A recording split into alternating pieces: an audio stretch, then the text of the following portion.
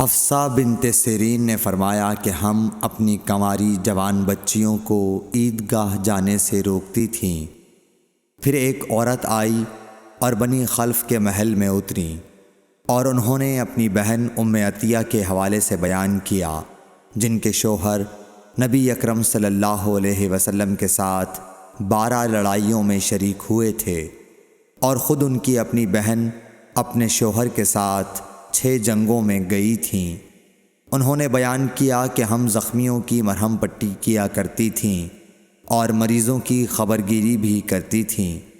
میری بہن نے ایک مرتبہ نبی اکرم صلی اللہ علیہ وسلم سے پوچھا کہ اگر ہم میں سے کسی کے پاس چادر نہ ہو تو کیا اس کے لیے اس میں کوئی حرج ہے کہ وہ نماز عید کے لیے باہر نہ نکلے؟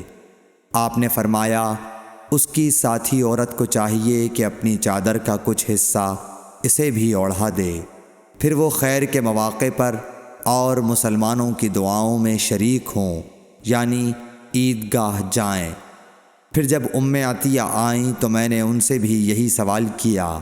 انہوں نے فرمایا، میرا باپ آپ پر فدا ہو، ہاں آپ نے یہ فرمایا تھا۔ اور ام عطیہ جب بھی آن حضرت صلی اللہ علیہ وسلم کا ذکر کرتیں تو یہ ضرور فرماتیں کہ میرا باپ آپ پر فدا ہو۔